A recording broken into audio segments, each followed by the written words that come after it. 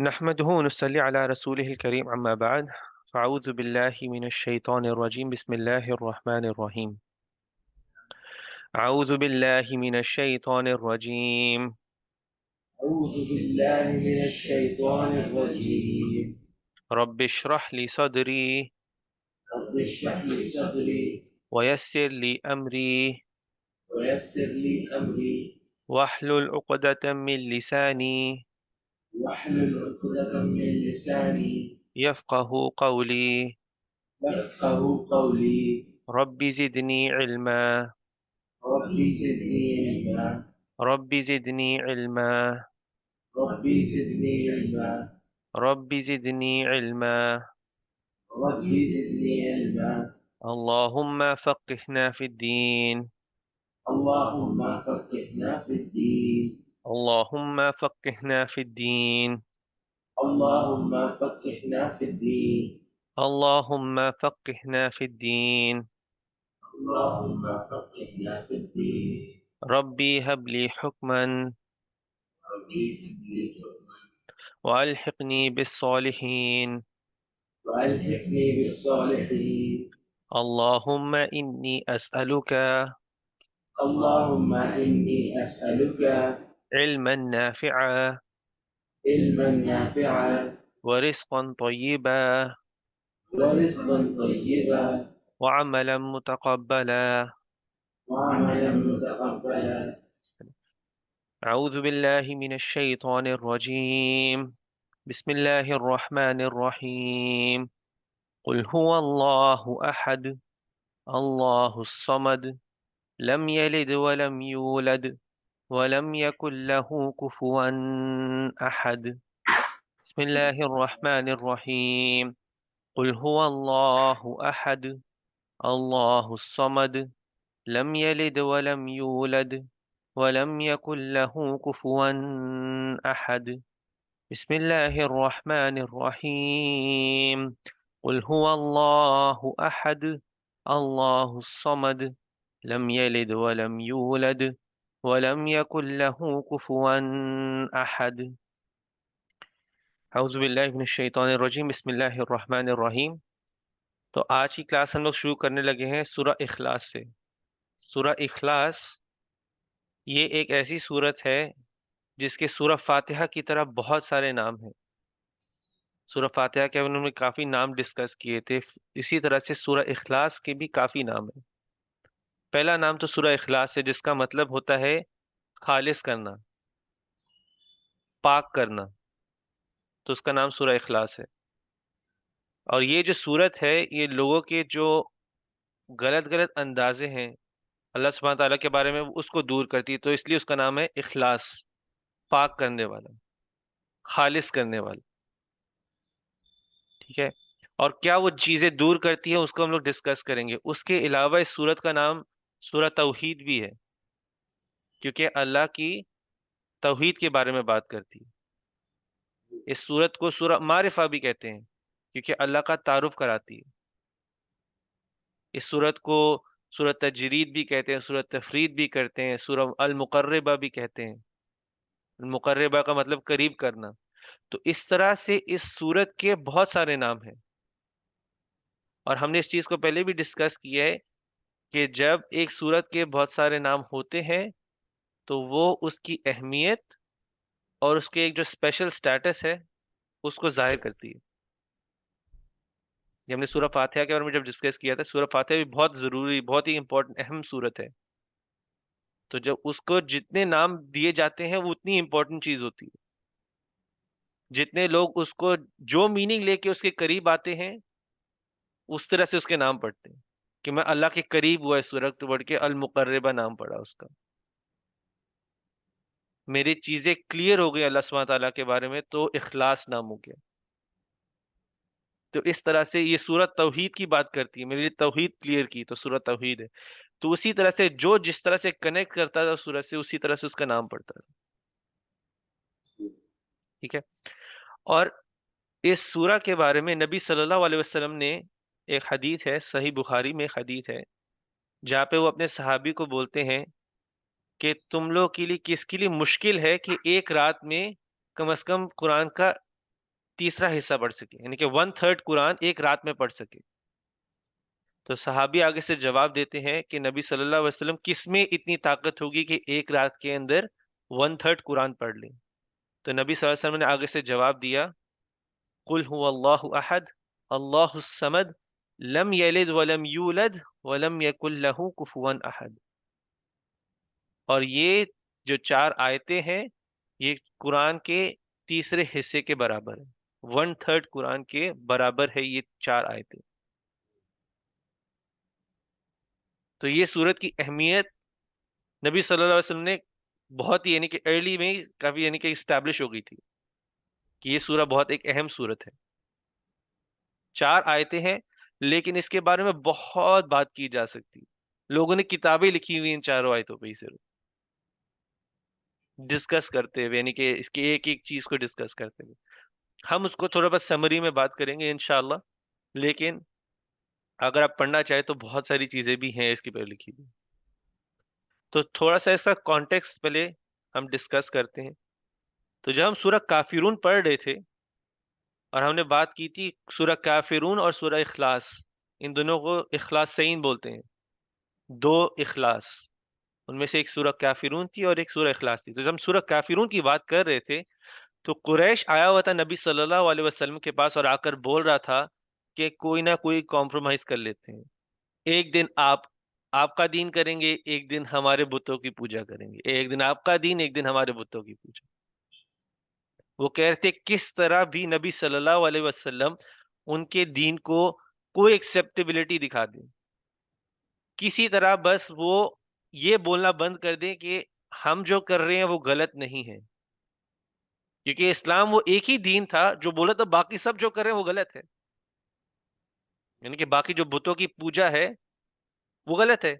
वरना कोई भी कुरैश के अंदर आए दिन कोई भी अपना बुत ला के मक्का में रखता था और वो पूजना शुरू कर देते, उसको रख लेते थे साइड में कि हम इसकी, चलो इसको भी रख लेते, इसको कर दे देते हैं इसकी पूजा। जब तक इसके दीन और हमारा दीन कॉन्फ्लिक्ट में नहीं है, ये अपने दीन के साथ ये करता रहे, कुछ भी आगे करता है। लेकिन इस्लाम आके बोला था बुतों की पूजा ही नहीं करनी, बुत है ही नहीं कुछ, शिर्क करना ही नहीं है। तो उसके ऊपर सूरह काफिरून आई थी जो क्लियर कर दिया था कि काफिरों, कि जिसकी तुम लोग इबादत करते हो उसकी मैं नहीं करता, और जिसकी मैं इबादत करता हूं उसकी तुम नहीं करते। तुम जिसकी इबादत करते हो मैं उसकी कभी भी इबादत नहीं करूंगा। मुस्लिम जो इस्लाम, यानी कि एक मुसलमान का स्टैंड क्लियर कर दिया था कि कुछ भी हो जाए अकीदा के मामले में, तो कोई, अकीदा क्या, दीन के मामले में, अल्लाह के हुक्म के मामले में कोई कॉम्प्रोमाइज नहीं है।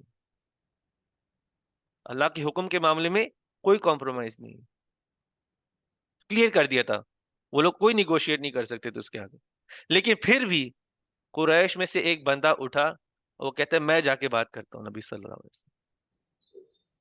वो नबी सल्लल्लाहु अलैहि वसल्लम के पास गया और सवाल करता है कि अगर तुम हमारे बुतों की इबादत नहीं करते तो बताओ जो तुम्हारा रब है कहाँ से आया है, कहाँ से आया तुम्हारा रब, क्या हसब नसब है उसका। वो पूछ रहे कि कौन है तुम्हारा रब, बताओ कहाँ से आया है ये। तो उस पे फिर ये सूरत नाज़िल हुई, कुल हुवल्लाहु अहद। अल्लाह सुब्हानहू व तआला हुक्म दे रहे हैं, कहो, नबी सल्लल्लाहु अलैहि वसल्लम को कह रहे हैं कि कहो, कुल हुवल्लाहु अहद, कि अल्लाह अहद है। नबी सल्लल्लाहु अलैहि वसल्लम को हुक्म दिया जा रहा है कि अल्लाह अहद है। तो हम इसको, हम हर एक एक अल्फाज को देखते हैं, अल्लाह को देखते हैं और अहद को देखते हैं। पहले अल्लाह को देखते हैं। कई जो उलमा है वो कहते हैं कि अल्लाह के कोई रूट्स नहीं है। अल्लाह सुब्हानहू व तआला का जो नाम है उसका कोई मतलब नहीं है, वो एक नाम है और अल्लाह सुब्हानहू व तआला का ही नाम है, उसको जैसे तोड़ा नहीं जा सकता। अरबी के अंदर जैसे कि कंपाउंड करते, दो वर्ड जुड़ते हैं तो एक वर्ड बनता है। तो कई उलमा कहते हैं अल्लाह एक नाम है, उसका कोई और, यानी कि रूट मीनिंग कुछ नहीं है, रूट वर्ड्स नहीं है। दूसरी तरफ उलमा कहते हैं कि अल्लाह दो लफ्जों का जोड़ है, अल और इलाह का। अल इलाह को जब जोड़ते तो अल्लाह बनता है। ठीक है। तो अल इलाह, इलाह का क्या मतलब होता है? इलाह का मतलब होता है कि वो एक ऐसी जात जिसकी ख्वाहिश होती है, जिसकी आरजू होती है, जिससे जुड़ने की ख्वाहिश और आरजू होती है। इलाह एक ऐसी जात है जिससे जुड़ने की और जिसकी आरजू ख्वाहिश होती है, जुड़ने की आरजू होती है जुड़ने की। उसका मैं आपको एग्जांपल देता हूँ। इलाह का जो वर्ब फॉर्म है ना, वर्ब अलीहा कहते हैं उसको। तो उस एग्जाम्पल को समझने के लिए आप एक जानवर को देखें। एक जानवर है जो अभी पैदा हुआ बच्चा है और उसको उसकी माँ से जुदा कर दिया हुआ है। एक बच्चा है, जानवर है, उसको उसकी माँ से जुदा कर दिया हुआ है। तो जब इस जानवर को उसकी माँ से जुदा करते हैं तो इस जानवर ने थोड़ा सा सैड होना होता है। ऐसी ऐसी आवाजें, ऐसे नहीं कि जैसे दर्द भरी आवाजें निकालता है।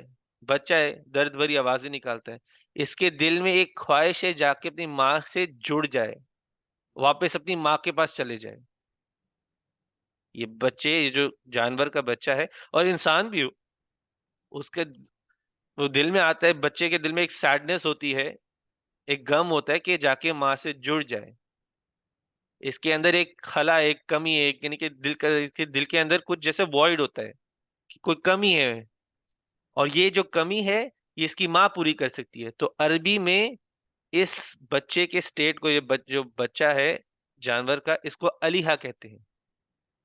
इस कंडीशन को अलीहा कहते हैं। तो अल इलाह का मतलब है कि वो एक ऐसी जात जिससे हमें जुड़ने की ख्वाहिश हो, आरजू हो। हमारे जो अंदर कमी है, एक दिल के अंदर एक खला है, वो सिर्फ ये इलाह पूरी कर सकता है और वो अल्लाह है। अल इलाह यही है वो जात जो उस खला को पूरी कर सकती है। इसको अल्लाह कहते हैं। हम वैसे नॉर्मली पूरी कोशिश करते हैं कि हम उस खला को, हमारे दिल के अंदर जो एक कमी हमें महसूस हो रही होती है, उसको हम पैसे कमा के पूरी करें, बहुत सारे घर खरीद के पूरी करें, गाड़ियां खरीद के पूरी करें, ऑपोजिट जेंडर से पूरी करें, बच्चों से पूरी करें। लेकिन वो खला कभी पूरी नहीं होती, क्योंकि वो खला जो है हमारे अंदर, वो सिर्फ अल्लाह से जुड़ के, वो इत्मीनान जो है वो अल्लाह से जुड़ के ही आएगा। और जो अल्लाह से जुड़ गया होता है ना ईमान के साथ, उसको पता होता है कि अल्लाह सुब्हान तआला के अलावा कोई और चीज नहीं पूरी कर सकता। मैं नई गाड़ी ले लेता हूँ, 2 दिन के बाद गाड़ी का मुझे एहसास नहीं होता। मैं बच्चों से अगर पूरी करना चाहता हूँ अपनी वो खला को पूरी, तो बच्चे भी इंसान हैं, कमी पेशी कुछ ना कुछ, ऊपर नीचे ऊंच नहीं होती है, तो उधर से भी पूरी तरह से सेटिस्फाई नहीं होता, पूरी तरह से मुझे नहीं, वो खुद कमी नहीं पूरी होती। वो कमी सिर्फ और सिर्फ उस इलाह से जुड़ के होगी, तो वो इलाह अल्लाह है, तो उसे अल्लाह कहते हैं। और हमारे लिए ये जानना भी जो डिफरेंस वो भी जरूरी है। रब और अल्लाह में फर्क क्या है? रब, जब अल्लाह सुब्हानहू तआला कुरान में रब का वर्ड यूज करते हैं, तो रब का मतलब होता है कि जो अल्लाह सुब्हानहू तआला ने हमारे लिए किया है, हमें बनाया है, तो अल्लाह रब का वर्ड यूज करते हैं। सब्बिह इस्मा रब्बिकल आला अल्लज़ी खलक़ फसव्वा। तो जब भी रब की बात आती है तो अल्लाह सुब्हानहू तआला बताते हैं अल्लाह ने हमारे लिए क्या किया। अल्लाह ने हमें बनाया है और हमें पूरा शेप, पूरा हर चीज, यानी कि चीज दी, यानी कि हमारे अंदर थोड़े से बैलेंसेस क्रिएट किए हुए हैं। हमें एक इंसान, 2 जिस्म, 2 हाथ, ये सब कुछ अल्लाह सुब्हानहू तआला ने बनाया। तो अल्लाह सुब्हानहू तआला रब का वर्ड यूज करते हैं। अल्लाह तब इस्तेमाल करते हैं जब अल्लाह सुब्हानहू तआला हमें कुछ करने के लिए बोल रहे होते हैं, यानी कि हमारे से एक्सपेक्टेशन होती है कि हमें कुछ कहा होता है करने के लिए, तब अल्लाह इस्तेमाल करेंगे। तो यहां पर भी अल्लाह सुब्हानहू तआला एक कुछ करने के लिए बोल रहे हैं, हमें करने के लिए बोल रहे हैं। कहो, नबी सल्लल्लाहु अलैहि वसल्लम को बोल रहे हैं, हमें भी बोल रहे हैं, कहो अल्लाह अहद है। ठीक है। अभी हम देखेंगे कि अहद का क्या मतलब है। अहद का क्या मतलब है? तो जो अहद का वैसे तो मतलब होता है वन। ठीक है। अहद का मतलब होता है एक। वन। वैसे अरबी के अंदर दो अल्फाज है, अहद भी वन है और वाहिद भी वन है। तो यहाँ पे अल्लाह सुब्हानहू तआला ये नहीं कह रहे कुल हुवल्लाहु वाहिद। अल्लाह सुब्हानहू तआला ने ये नहीं कहा कि कुल हुवल्लाहु वाहिद। उसमें उन दोनों लफ्ज के अंदर भी फर्क है। वाहिद का मतलब है कि एक ऐसी चीज जो एक है, लेकिन वो एक से ज्यादा भी हो सकती है और एक से कम भी हो सकती है। उसके लिए मैं आपको एग्जांपल देता हूं। इमेजिन करें आपके पास एक सेब है, ठीक है, एक सेब है।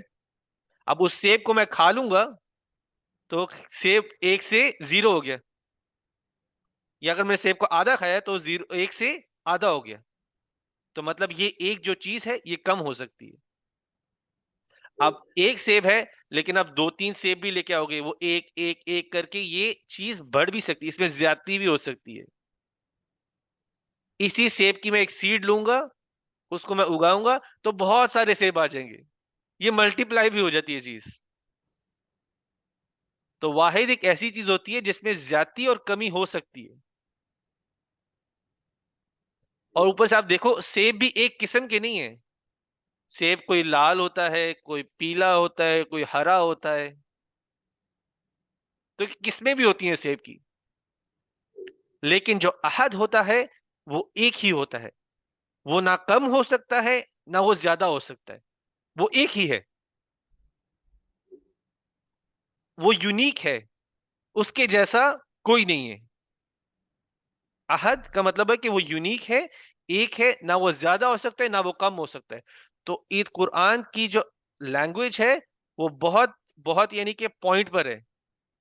कुल हुवल्लाहु वाहिद नहीं कहा गया, कुल हुवल्लाहु अहद कहा गया है कि ये अल्लाह सुब्हानहू तआला जो है वो एक ही है, उनके जैसा कोई नहीं है। ना वो ज्यादा हो सकते ना वो कम हो सकते, मतलब शिर्क का भी चांस खत्म ही कर दिया। कुल हुवल्लाहु अहद, अल्लाह सुब्हानहू तआला का कोई नहीं। अल्लाह एक है, ना दो तीन अल्लाह नहीं है, तीन चार अल्लाह नहीं, अल्लाह एक है और एक ही है, और अल्लाह जैसा कोई नहीं है। अल्लाह समद, और अल्लाह असमद है। ये जो लफ्ज है समद का, ये लफ्ज जैसा कोई और जबान में ऐसा लफ्ज नहीं है। इसकी ट्रांसलेशन करना बहुत मुश्किल है। वैसे आप ट्रांसलेशन खोल के देखोगे अल्लाह बहुत बेनियाज है, ट्रांसलेशन में आएगा अल्लाह बहुत बेनियाज है। लेकिन ये इसका मफहूमी माना है कि एक्सप्लेनेटोरी माना है, कि एक्सप्लेनेशन दी गई हुई है, और वो भी एक छोटी सी एक्सप्लेनेशन दी गई हुई है। लेकिन समद का लफ्जी माना होता है किसी चीज का खालिस और मुकम्मल होना, कंप्लीट है। ये जो समद है इसका लफ्जी माना होता है कि खालिस और मुकम्मल होना, खोखला नहीं है। आपको मैं एग्जांपल देता हूं। आप नारियल को देखते हैं, नारियल बाहर से सख्त होता है, लेकिन जैसे आप उसके शेल को तोड़ दोगे तो अंदर से वो नरम है और पानी से भरा हुआ है। मतलब वो दिखावे के लिए सख्त है, लेकिन अंदर से वो नरम और पानी है। तो ये समझ में नहीं आएगा, ये मुकम्मल नहीं है, ये प्योरली स्ट्रांग नहीं है, ये सिर्फ बाहर से स्ट्रांग है। ऐसे इंसान भी हैं, पॉलिटिशियन या वैसे ही जो पावरफुल लोग हैं वो दिखाते हैं कि हमें कोई छू नहीं सकता, हमारे पास सारी पावर है। लेकिन आप उनको नजदीक से देखोगे कोई ना कोई वीकनेस होती है। कभी कभी उनका पैसा उनकी वीकनेस होती है, पैसा ले लो तो वो खत्म। बच्चे उनकी वीकनेस होते हैं, बच्चे मर गए तो खत्म, या बच्चों की वजह से उनको आप बर्बाद कर सकते हो। कोई ना कोई हर इंसान के अंदर वीकनेस होती है। अगर कोई इंसान का मेरे अंदर वीकनेस नहीं है तो एक वीकनेस को तो वो झुटला ही नहीं सकता, वो उसकी मौत है।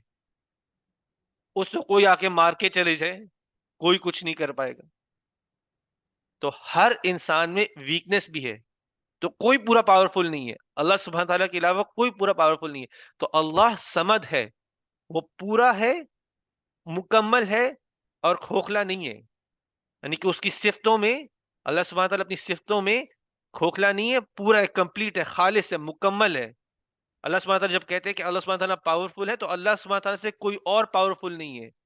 अगर अल्लाह सुब्हानहू व तआला हर किसी पे गालिब आ सकते हैं, अल्लाह सुब्हानहू व तआला पे कोई गालिब नहीं आ सकता।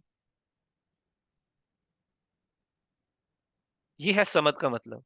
यानी कि एक समरी है कि समद का मतलब क्या है, कि अल्लाह सुब्हानहू व तआला के एक वो ऐसी जात है जिसकी सबको जरूरत है, लेकिन अल्लाह को किसी की जरूरत नहीं है।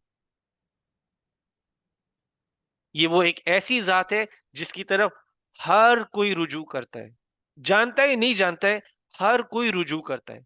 ये एक ऐसी जात है जिसका कोई बिगिनिंग नहीं है, जिसकी कोई शुरुआत नहीं है और जिसका कोई एंड नहीं है। अल्लाह सुब्हानहू व तआला हमेशा से थे। अल्लाह समद है। अब जो मैं कहता हूँ ना कि हर इंसान अल्लाह सुब्हानहू व तआला की तरफ रुजू करता है, जाने ना जाने बगैर भी। आपको एक नॉर्मल कोई भी आप एक्सपेरिमेंट करेंगे जिसके अंदर आप एक इंसान को एक मरने वाली हालत में छोड़ दें, समुंदर में है, जहाज डूबने वाला है,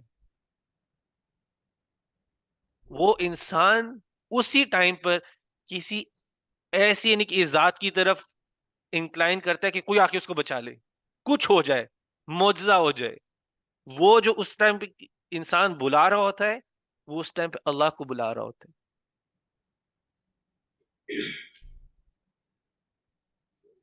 तो हर इंसान जाने ना जाने वो अल्लाह की तरफ उसका एक रुजू है। अल्लाह समद है। वो बेनियाज तो एक ट्रांसलेशन में आता है, लेकिन वो उसकी कंप्लीट कंप्लीट मीनिंग नहीं है उस वर्ड का। इंग्लिश में बोलेंगे अल्लाह इज सॉवरेन, तो लेकिन कंप्लीट मीनिंग ही नहीं है उसका। एक मतलब है, यानी कि वो अप्लाई होता है, लेकिन पूरी तरह से नहीं होता। अल्लाह मुकम्मल है, खालिस है अपनी सिफ़तों में।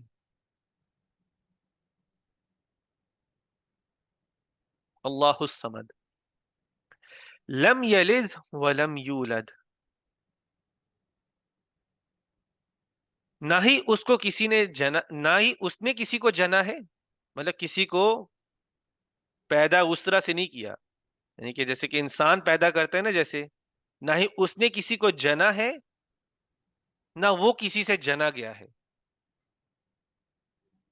लम यलिद, जैसे वलद, वलद से आता है ना, और वलद से वालिद, फादर किसी का, ये उसी रूट से वर्ड आ रहा है। तो मतलब ना ही किसी को जना है, ना ही किसी को पैदा किया, रिप्रोड्यूस किया हुआ है, और ना ही उसको किसी ने पैदा किया हुआ है।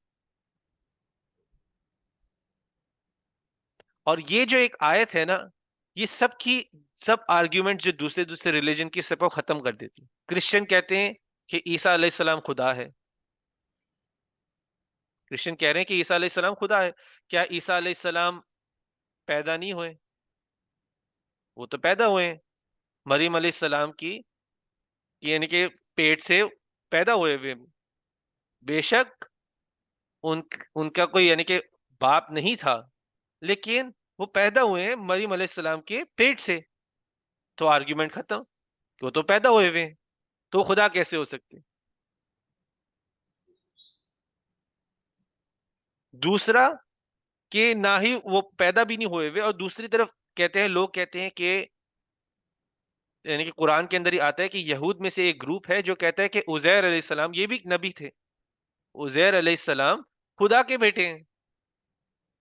तो वो आर्ग्यूमेंट भी खत्म हो जाती है। अल्लाह सुब्हानहू व तआला खुद कह रहे हैं, ना मुझे किसी ने पैदा किया, ना मैंने किसी को पैदा किया है उस तरह से। और उजैर अलैहिस्सलाम के तो अपने माँ बाप थे, माँ भी थी, बाप भी था, तो कैसे बेटे हो गए वो खुदा के?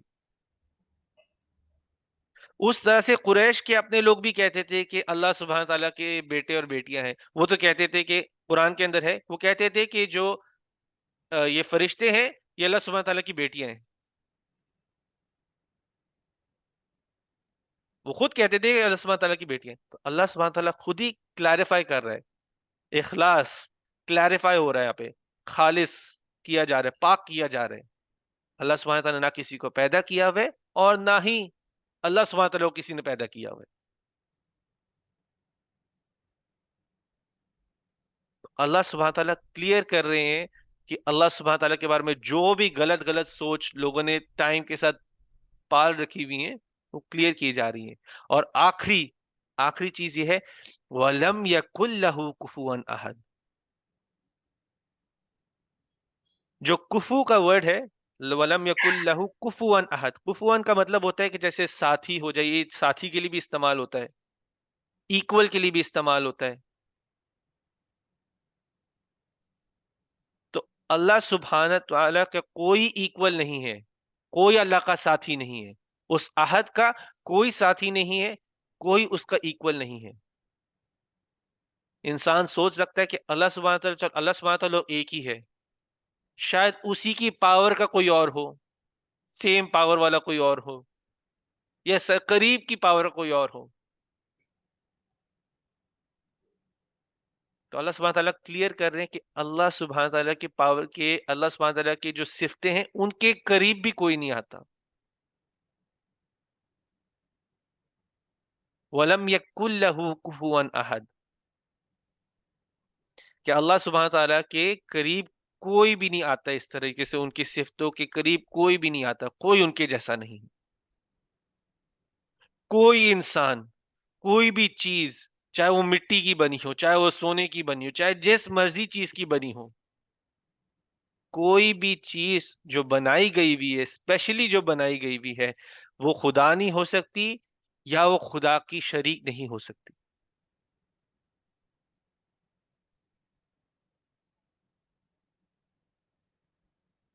आप देखो, हमने ये सूरत 100 दफा पढ़ी हुई है, 100 क्या, हजारों दफा पढ़ ली हुई है, धन्यवाद। हर नमाज में पढ़ ली हुई है, हर नमाज में पढ़ ली हुई है।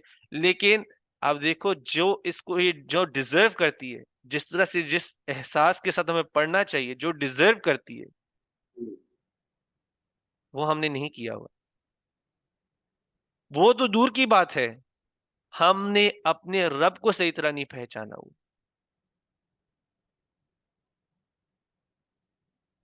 हम लोग अभी भी, कब हम लोग अभी भी, लोग हम क्या, क्रिश्चियंस जोड़ते हैं, हमको पता है ना, क्रिश्चियंस जोड़ते हैं एक इंसान को रब के साथ, उतनी उसको एक स्टेटस देते, एक स्पेशल स्टेटस दे देते हैं। हम लोग भी कभी कभी इंसानों को ऐसे स्टेटस दे देते हैं जो अल्लाह सुब्हानहू तआला ने उनको नहीं दिए होते।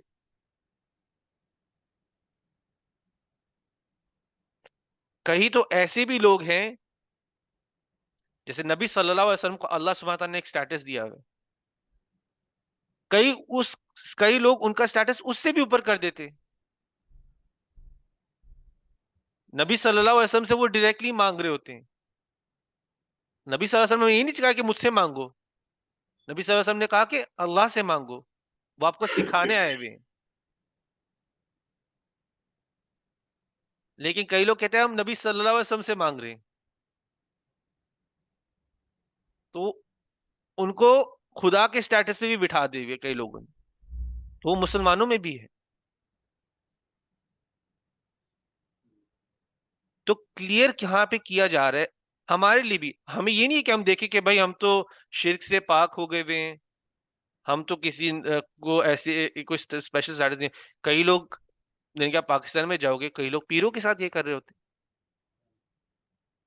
पीर ने कह दिया तो ठीक है, बस डन हो गया। यहाँ पे अल्लाह सुब्हानहू तआला ने क्लैरिफाई कर दिया है कि अल्लाह सुब्हानहू तआला क्या है, और अल्लाह सुब्हानहू तआला की पावर क्या है, अल्लाह सुब्हानहू तआला की माननी। नबी अंबिया भी आए हुए हैं, उन्होंने भी एक ही हुक्म दिया हुआ है कि अल्लाह सुब्हानहू तआला की तरफ कनेक्ट करो, अल्लाह सुब्हानहू तआला से कनेक्ट करना है। अल्लाह सुब्हानहू तआला है क्या, उनका क्लियर इंट्रोडक्शन दिया गया है कि अल्लाह सुब्हानहू तआला कौन है।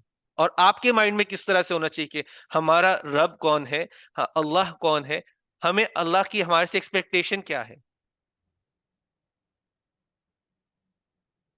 अल्लाह अहद है, अल्लाह के हमने कोई शरीक नहीं करना, कोई शरीक नहीं, कोई इंसान, कोई अल्लाह की बनाई हुई चीज, कोई बुत, कुछ भी हो, वो अल्लाह से कनेक्ट नहीं करना।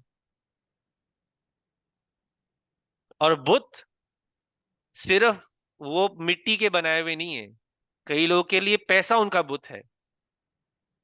कई लोगों के लिए डिफरेंट डिफरेंट चीजें उनके बुत बने होते हैं, माइंड में बने होते हैं। कौन सा उन्होंने वैसे फिजिकल बनाए, माइंड में बने हुए हैं कि पैसे के आगे मैं छोड़ दूंगा, अल्लाह सुब्हानहू तआला का हुक्म दिया हुआ भी छोड़ दूंगा। तो पैसा भी अल्लाह सुब्हानहू तआला का इक्वल नहीं हो सकता। कई अपने बच्चों की खातिर भी कर सकते हैं गलत काम। मुझे अपने बच्चे का पेट पालना है तो मैं गलत कामों में भी लग जाऊं, अल्लाह सुब्हानहू तआला का हुक्म भी तोड़ दूं। दिया होता है अल्लाह सुब्हानहू तआला ने, पूरा हो रहा होता है, लेकिन और चाहिए होता है, उस और के चक्रों में हम अल्लाह सुब्हानहू तआला के हुक्म को तोड़ के जाके कमाए, तो हाँ वो भी एक बुत बन जाता है हमारे लिए। तो उन बुतों को तोड़ना है, अल्लाह सुब्हानहू तआला को पहचानना है कि ये अल्लाह सुब्हानहू तआला ने अपनी पहचान बताई हुई, ये अल्लाह सुब्हानहू तआला मेरे लिए होना चाहिए। अल्लाह सुब्हानहू तआला क्या ये कुछ नहीं है। अल्लाह सुब्हानहू तआला ने चाहना है तो जो चीज मेरी लिखी है वो मेरे पास आनी है, मैंने मेहनत करनी है, लेकिन जो चीज लिखी भी मेरे पास आनी है।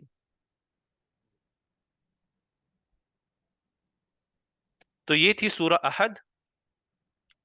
तो कुछ अहादीथ है सूरह अहद के बारे में, सूरह इखलास के बारे में, तो हम उनको भी थोड़ा सा पढ़ेंगे जिससे पहले हम आगे बढ़े।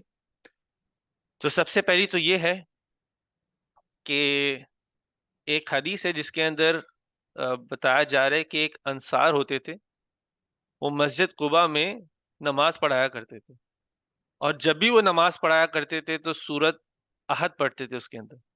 कोई और सूरत भी पढ़ेंगे लेकिन एंड में सूरह अहद पढ़ेंगे। हर रकात में वो यही करते थे। तो जो बाकी साहबी उनके पीछे पढ़ते थे नमाज, उन्होंने जाके कहा कि आप ये सूरत क्यों बार बार पढ़ते हो? तो उन्होंने कहा कि आप चाहते हो तो मैं इमाम बनना छोड़ दूंगा, लेकिन मैं सूरत पढ़ना नहीं छोड़ूंगा। उन्होंने कहा कि मैं इमाम बनना छोड़ देता हूँ, लेकिन मैं सूरत पढ़ना नहीं छोड़ूंगा। तो यही सहाबी बाकी फिर नबी सल्लल्लाहु अलैहि वसल्लम के पास चले गए, और उन्होंने कहा कि ये फला फला बंदा है, ये इमाम है, और ये जब भी नमाज पढ़ाता है ये सूरत अहद पढ़ता है, सब सार सूरतों के साथ सूरत अहद पढ़ता है। तो नबी सल्लल्लाहु अलैहि वसल्लम ने उसको बुलाया और पूछा कि तुम्हें क्या चीज रोकती है वो करने के लिए जो तुम्हारे बाकी साथी चाह रहे हैं, जो तुम्हारे पीछे नमाज पढ़ रहे हैं वो कुछ चाह रहे हैं तुमसे, क्या चीज रोकती है तुम्हें? तो उसने आगे से जवाब दिया, मुझे इस सूरत से मोहब्बत है।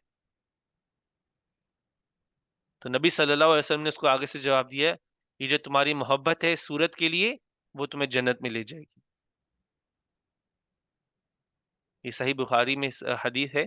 और नबी सल्लल्लाहु अलैहि वसल्लम ने उसको एक खुशखबरी दे दी, ये जो तुम्हारी मोहब्बत है इस सूरत के लिए, वो तुम्हें जन्नत में ले जाएगी। तो सूरत को मतलब के साथ मोहब्बत की हुई है, तभी पढ़ते थे, मोहब्बत में पढ़ते थे। एक और हदीत है, इसी इसी तरह की एक और हदीत है जिसमें आयशा रदियल्लाहु अन्हा फरमाती है कि नबी सल्लल्लाहु अलैहि वसल्लम ने एक आदमी को, एक यानी कि एक सहाबी थे, उनको जैसे कि कमांडर बनाकर एक आर्मी के साथ भेजा था, किसी काम के लिए भेजा था, और कहते थे जब भी नमाज पढ़ते थे तो एंडिंग में ये भी सूरह अहद पढ़ते थे। तो जब सब लोग वापस आ गए, नबी सल्लल्लाहु अलैहि वसल्लम के वापस आ गए, तो लोगों ने आके बताया कि ये जो हमारे कमांडर था, हमारा लीडर था, वो करता क्या था। तो आगे से नबी सल्लल्लाहु अलैहि वसल्लम ने उसको आके पूछा कि तुमने ऐसा क्यों किया हुआ है? उसने भी बोला कि मुझे इस सूरत को पढ़ने से मोहब्बत है। तो नबी सल्लल्लाहु अलैहि वसल्लम ने कहा कि तुम्हें इस सूरत को पढ़ने से मोहब्बत है तो अल्लाह को भी तुमसे मोहब्बत है।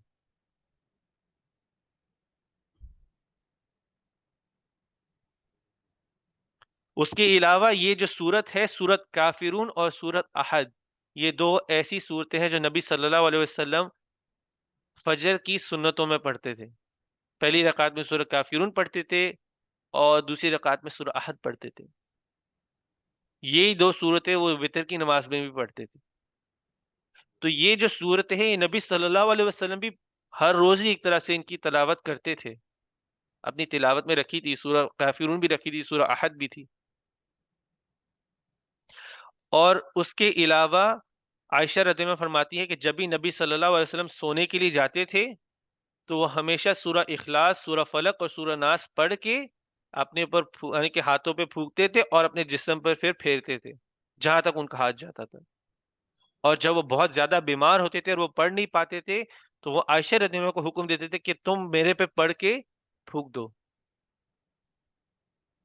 तो ये देखे कितनी बार दिन में वो पढ़ते थे। सुन्नतों में पढ़ रहे हैं, ये वैसे सोने से पहले पढ़ रहे हैं।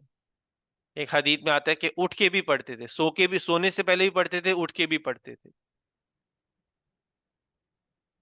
तो ये उनकी हर रोज के जिंदगी में एक हिस्सा था जिंदगी का। एक याद दहानी भी होती थी और एक हिस्सा भी बना हुआ था इस जिंदगी का। तो ये है सूरत अहद। इंशाल्लाह हम लोग फिर अभी अगली सूरत की तरफ बढ़ते हैं, और वो होगी सूरा फलक इंशाल्लाह। अऊज़ु बिल्लाहि मिनश शैतानिर रजीम। बिस्मिल्लाहिर रहमानिर रहीम। कुल अऊज़ु बिरब्बिल फलक मिन शर्रि मा खलक व मिन शर्रि गासिकिन इज़ा वक़ब व मिन शर्रि नफ़्फ़ासाति फ़िल उक़द व मिन शर्रि हासिदिन इज़ा हसद। अऊज़ु बिल्लाहि मिनश शैतानिर रजीम। बिस्मिल्लाहिर रहमानिर रहीम। सूरा फलक। सूरा फलक और सूरा नास जो है, वो कई उलमा कहते हैं कि वो एक मक्की सूरत है, और कई उलमा कहते हैं एक मदनी सूरा है।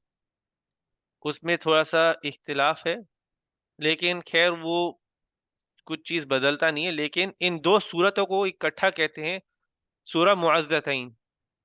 वो दो सूरतें जो पनाह लेने के लिए हैं, प्रोटेक्शन के लिए हैं। इन दो सूरा को बोलते हैं सूरा मुअज़्ज़तैन।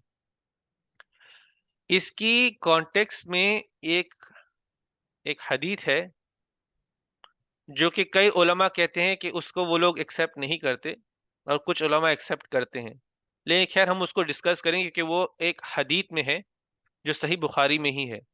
तो उसकी एक अपनी जगह भी है। और वो क्या डिस्कशन है, खैर वो इतना जरूरी नहीं क्लास के लिए, लेकिन आपको बता देता हूँ वो कॉन्टेक्स्ट। तो वो हदीस कुछ ऐसे है, मैं उसको समराइज करूँ, एग्जैक्ट वर्ड टू वर्ड नहीं जाऊंगा, कि एक यहूद में से एक था जो जादू करता था। यहूद में से एक था जो जादू किया करता था, जैसे हम लोग आज कहेंगे ना काला जादू करते हैं। तो यहूद में से एक ऐसा बंदा था जो जादू किया करता था। इसके पास कुछ लोग आए थे और उन्होंने कहा कि हम नबी सल्लल्लाहु अलैहि वसल्लम पर जादू करवाना चाहते हैं। और इस बंदे का नाम था लबीद इब्न आसिम। ये था ये वो बंदा था जिसने नबी सल्लल्लाहु अलैहि वसल्लम पर लोगों के कहने पर जादू किया था। और जब इसने नबी सल्लल्लाहु अलैहि वसल्लम पर जादू किया था, तो नबी सल्लल्लाहु अलैहि वसल्लम को बहुत ही सख्त सरदर्द होना शुरू हो गई थी। नबी सल्लल्लाहु अलैहि वसल्लम थोड़ा बीमार हो गए हुए थे। और नबी सल्लल्लाहु अलैहि वसल्लम, एक हदीस में आता है जहाँ पे आयशा रज़ियल्लाहु अन्हा कहती है कि नबी सल्लल्लाहु अलैहि वसल्लम को लगता था कि उन्होंने हमारे साथ जैसे यानी कि सेक्सुअल रिलेशनशिप किए हुए, लेकिन उन्होंने नहीं किए होते थे। कि उन्होंने हमारे साथ यानी कि जैसे एक हस्बैंड वाइफ का जो रिलेशनशिप होता है वो उन्होंने इस्टेब्लिश किया हुआ था, लेकिन उन्होंने नहीं किया होता था। तो उनको लगता था तो उन्होंने किया हुआ, लेकिन उन्होंने नहीं किया होता था उस जादू के असरात से। तो फिर जब ये सब हुआ नबी सल्लल्लाहु अलैहि वसल्लम के साथ, जब वो बीमार पड़े, तो वो अल्लाह सुब्हानहू तआला से उन्होंने फिर दुआ करना शुरू कर दी। और आयशा रज़ियल्लाहु कहती है कि उन्होंने फिर दुआ बहुत लंबी की, बहुत देर तक वो दुआ में रहे। और उसी दुआ में नबी सल्लल्लाहु अलैहि वसल्लम को वही नाजिल हुई। और वो दुआ जब वो खत्म करते हैं अपनी, तो आयशा रज़ी अल्लाह को कहते हैं कि मुझे अपनी जिस चीज को मैं ढूंढ रहा था, जिस जवाब को मैं ढूंढ रहा था, तो अल्लाह सुब्हानहू तआला ने मुझे वो जवाब दे दिया है। मेरी दुआ का जवाब अल्लाह सुब्हानहू तआला ने मुझे दे दिया है। तो नबी सल्लल्लाहु अलैहि वसल्लम कहते हैं कि मुझे जैसे एक ख्वाब आया, और नबी सल्लल्लाहु अलैहि वसल्लम के ख्वाब वही होती हैं, अल्लाह सुब्हानहू तआला की तरफ से होती हैं। तो कहते हैं मुझे एक ख्वाब आया, और मेरे सर के पास, मैं लेटा हुआ हूँ, मेरे सर के पास एक एक फरिश्ता बैठा हुआ है, एक आदमी बैठा हुआ है, और मेरे पैरों के पास एक आदमी बैठा हुआ है। और ये जो दो आदमी हैं, ये फरिश्ते हैं जो इंसान के फॉर्म में आए हुए हैं। तो एक सर के पास बैठा हुआ है, और एक पैर के पास बैठा हुआ है और ये आपस में बात कर रहे हैं।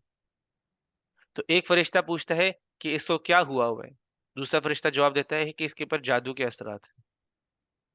फिर पहला वाला पूछता है कि किसने किया हुआ है जादू। दूसरा जवाब देता है कि लबीद इब्न आसिम ने किया हुआ है। फिर वो कहता है कैसे किया जादू।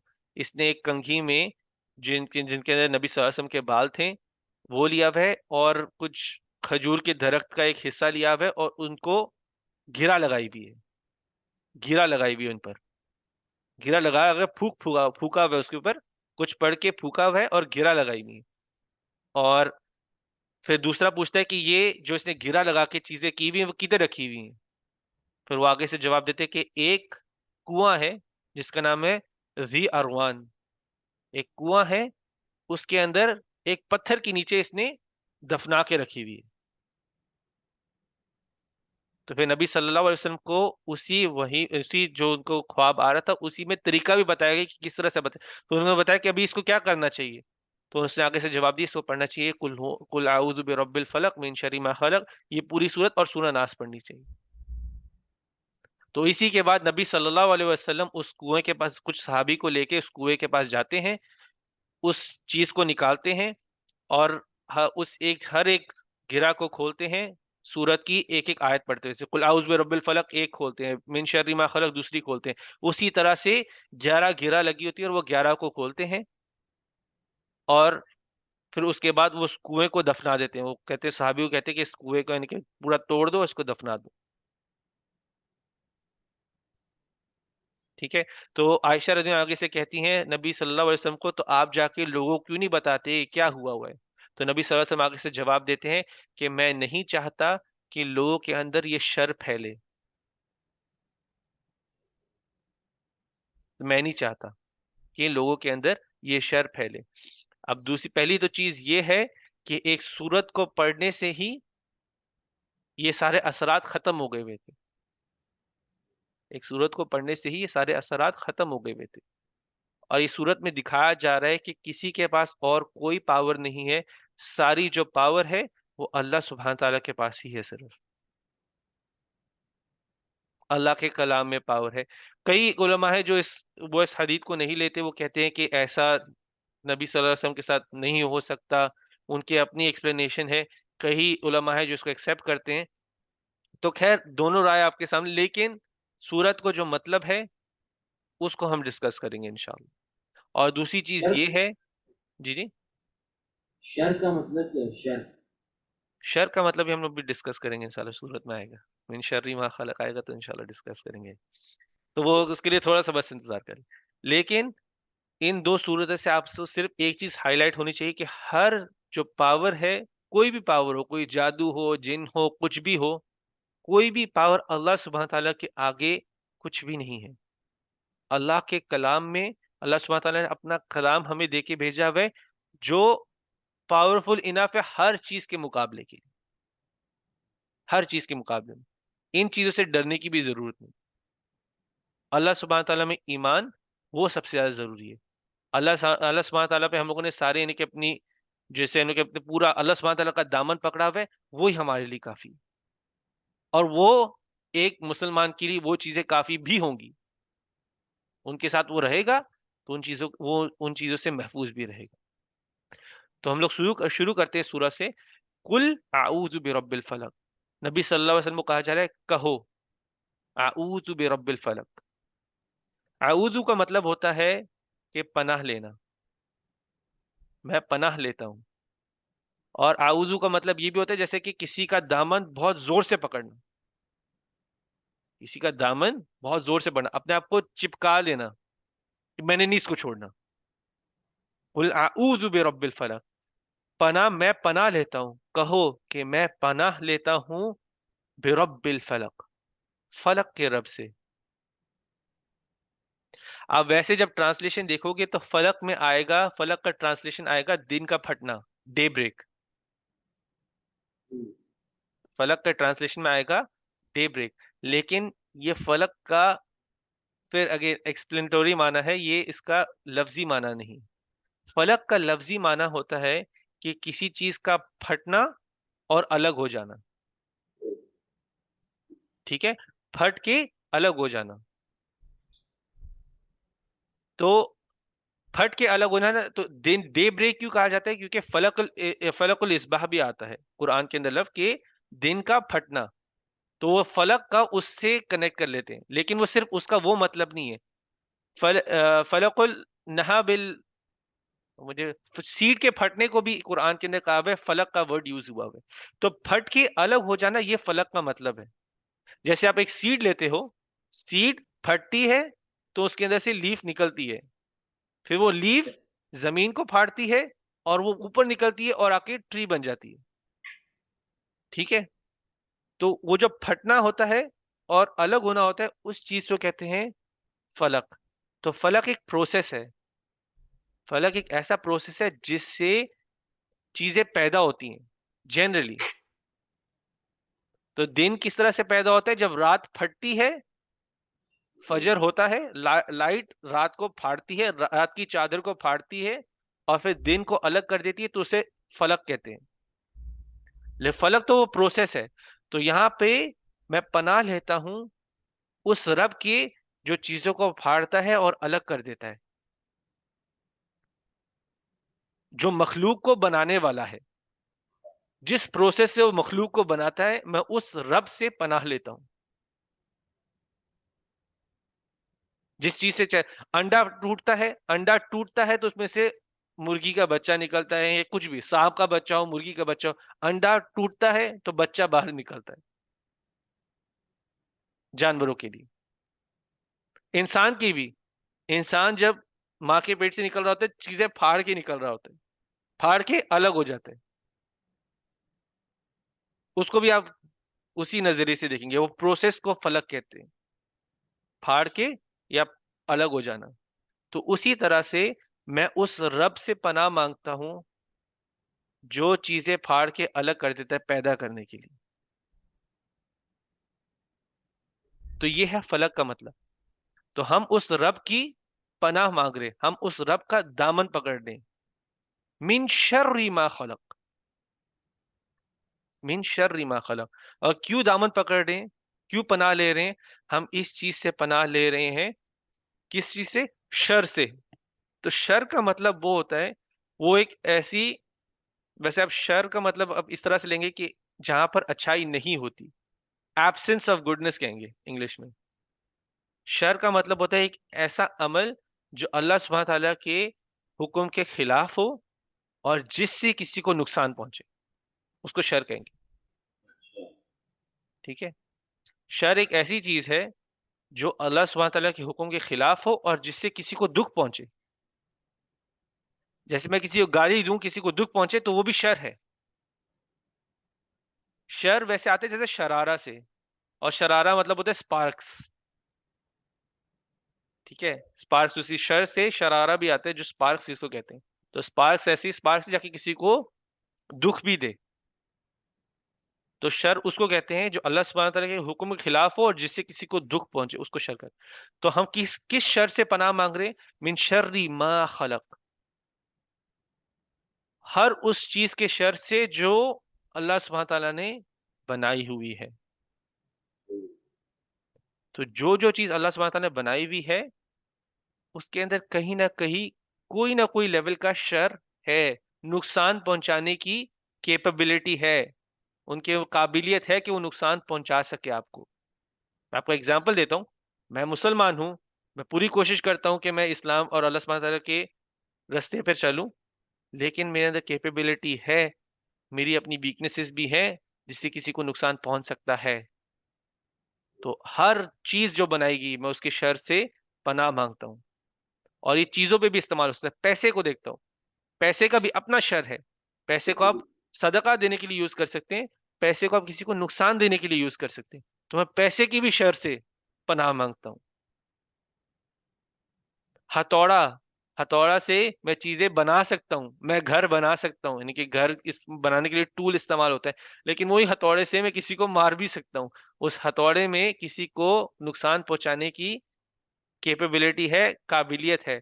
तो मैं हर बनाई हुई चीज से पनाह मांगता हूँ। खाना, खाना मेरे जिस्म के लिए फायदेमंद है, लेकिन मैं ज्यादा खाना खा लूं तो मेरी नुकसानदेह है। दवाई, मैं एक गोली खाऊंगा तो मैं ठीक हो जाऊंगा, मैं 5 गोली खाऊंगा तो मैं मर जाऊंगा। तो मैं हर चीज की शर से पनाह मांगता हूं। देखिए थोड़े से अल्फाज है लेकिन ये दुआ है एक तरह से।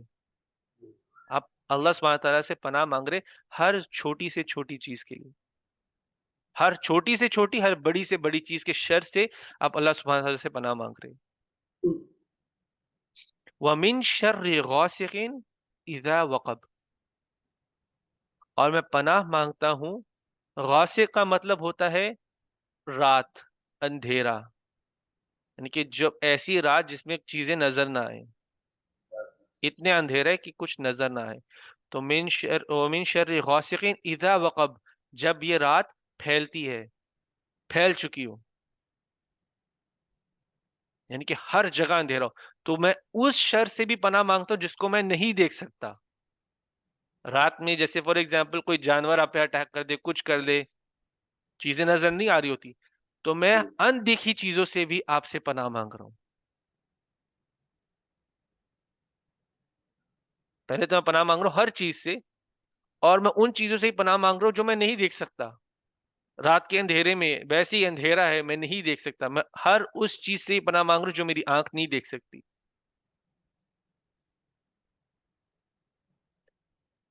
और आप इस अंधेरे को, आप वैसे तो बहुत चीजें इंटरप्रेट भी कर सकते हैं, ये आप फ्यूचर के शर से भी कह सकते हैं। आप फ्यूचर तो नहीं देख सकते, आप उससे अंधेरे में ही हैं। आने वाले शर से भी मैं पनाह मांग रहा हूँ। वमिन शर्रि नफ्फासाति फिल उक़द, और मैं उस शर से भी पनाह मांगता हूँ जो फूका जाता है। नफ्फासाति फिल उक़द, जो गिरोह पर नहीं, जो गिरा बनाते हैं उन गिरा पर जो फूका जाता है, मैं उसके शर से भी पनाह मांगता हूँ। नफ्फासाति का मतलब होता है वो फूंक जिसमें थोड़ी सी जैसे थूक भी निकले, जैसे थू, थूक निकली नहीं है लेकिन थू, इसको नफ्फासाती बोलते हैं। तो नफ्फासाती फिल उक़द, जो इस तरह की फूके मारते हैं गिराहों पर। तो यहाँ पर बात की जा रही है जो वैसे ही जो जादू वगैरह करते हैं, उनकी शर से भी मैं पनाह मांगता हूँ।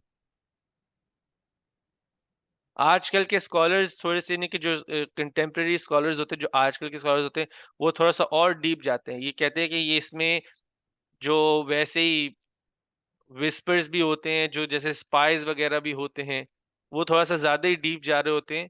मैं उतना डीप नहीं जाता, लेकिन यहाँ पे बोला जाता है वो जो गिराव पर फूके मारते हैं, यानी कि इधर जादू से रेफरेंस है, यानी कि जो मेन स्ट्रीम ओपिनियन है कि जो जादू वगैरह करते हैं, मैं उनके शर से भी पनाह मांगता हूँ। वमिन शर्रि हासिदिन इज़ा हसद, वमिन शर्रि हासिदिन इज़ा हसद, और मैं उस हासिद के शर से भी पनाह मांगता हूँ जब वो हसद करता है। ये हसद करता है या करती है। तो हासिद भी हमेशा तो नहीं जेलस हो रहा होता ना, कभी एक नॉर्मल टाइम भी होता है। अब जैसे मैं, आप सोचो कि मैं किसी से जेलस हूँ, अगर मैं किसी से जेलस हूँ तो मैं हर हमेशा तो नहीं जेलस हो रहा होता। हाँ, जब मुझे उसकी कोई चीज बेहतर नजर आएगी तो फिर मैं जेलस हो सकता हूँ। ठीक है, तो मैं उस हासिद की शर से भी पनाह मांगता हूँ जब वो हसद करता है। और हसद का मतलब वो होता है, एक वो नेगेटिव फीलिंग, वो जलन जो किसी की नेमत को देखकर आए, और उस जलन की फीलिंग सिर्फ उस तक महदूद ना रहे, वो उससे आगे बढ़ के वो इस तरह की हसद हो कि वो चाहता है कि ये जो इसके पास ब्लेसिंग आई है, मेरे पास आती है कि नहीं आए, लेकिन इससे भी छिन जाए।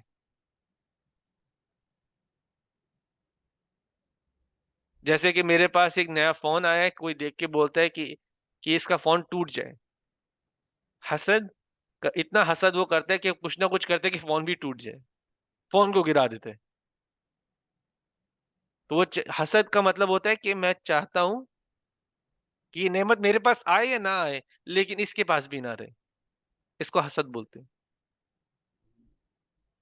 तो मिन शर्रि हासिदिन इज़ा हसद, तो मैं उस हासिद के शर से भी पनाह मांगता हूँ जब वो जलता है जब वो हसद करता है।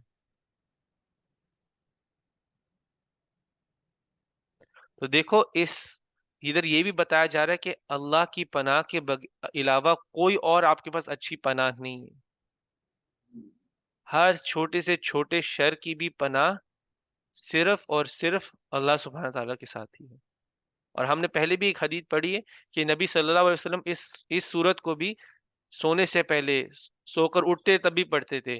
कई हदीस में आता है कि हर नमाज के बाद भी पढ़ते थे 2-3 ये सूरतें। सूरह कुल हुवल्लाहु अहद भी तीनों कुल, सूरह कुल हुवल्लाहु अहद, सूरह फलक, सूरह नास, ये हर नमाज के बाद भी पढ़ते थे। तो ये बहुत फ्रीक्वेंटली पढ़ते थे पूरे दिन में।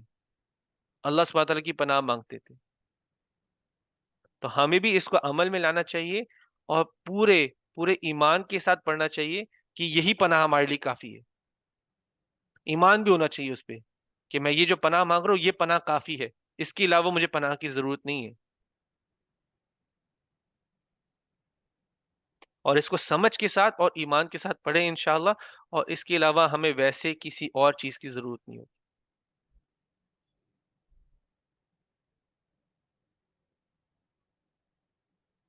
और हम लोग कंटिन्यू करते हैं, सूरह नास की तरफ भी जाते हैं इंशाअल्लाह।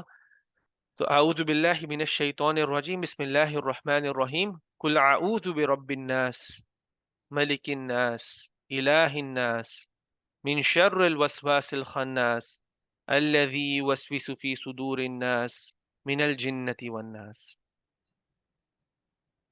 तो ये सूरह शुरू हो रही है, कहो मैं पनाह लेता हूँ इंसानों के रब की। कुल आऊज़ु बिरब्बिन नास, मलिकिन नास, इंसानों के बादशाह की। इलाहिन नास, मैं उस इलाह की जिसकी इबादत, जो एक ही इलाह है जिसकी इबादत हो सकती है। एक ही इलाह है जो हमारी कमियों को पूरा कर सकता है, यानी कि एक कमी जो हमारे अंदर महसूस होती है, जिसको पूरा कर सकता है, वो इलाह की मैं पनाह मांगता हूँ। तो यहाँ पर अल्लाह सुब्हानहू तआला को 3 दफा बुलाया जा रहा है। किस तरह कह के बुलाया जा रहा है? रब्बिन नास, मलिकिन नास, इलाहिन नास।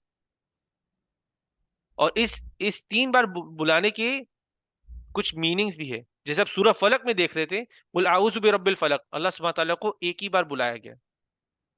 यहाँ पर अल्लाह सुब्हानहू तआला को 3 दफा बुलाया जा रहा है। हम 3 दफा अल्लाह को बुला रहे हैं। जब हम कभी दुआ करते हैं ना, मैं आपको एग्जांपल देता हूँ, या रहमान, या रहीम, या हय्यु, या कोई, हम अल्लाह के बहुत सारे नाम लेते हैं जब हमको अल्लाह से बहुत मदद मांगनी होती है। यहाँ पर भी हम अल्लाह को 3 दफा बुला रहे हैं। तो उलमा कहते हैं इसका मतलब ये है कि अभी जिस चीज की पनाह हम मांगने वाले हैं, जिस चीज की अभी हम पनाह मांगने वाले हैं, ये एक बड़ा खतरा है। ये उस चीज से बड़ा खतरा है जिससे हम सूरह फलक में पनाह मांग रहे थे। यहाँ पे हम अल्लाह को बार बार बुला के पनाह मांग रहे हैं। तो अभी जिस खतरे की बात होगी, वो पुराने खतरे से बड़ा खतरा है। पुराना खतरा शायद इतना बड़ा भी ना हो, लेकिन इधर जिस खतरे की बात होगी वो बड़ा है। पिछली सूरत के अंदर कुल आऊदु बिरब्बिल फलक की बात की गई थी। हम फलक के रब की बात कर रहे थे। यहाँ पर स्पेसिफिक हो गया। पहले फलक के अंदर तो सब आ जाती ना, क्रिएशन, आसमान, इंसान, जानवर सब आ जाते उसके अंदर। यहाँ पर सिर्फ नास की बात की हुई है। तो यहाँ पे इंसान का एक स्टेटस बताया जा रहा है कि इंसान एक स्पेशल चीज है। इंसान एक स्पेशल चीज है। मैं जैसे किसी से बात कर रहा होता हूँ, किसी से बात कर रहा हूँ, जैसे मैं शोएब से ही बात कर रहा हूँ,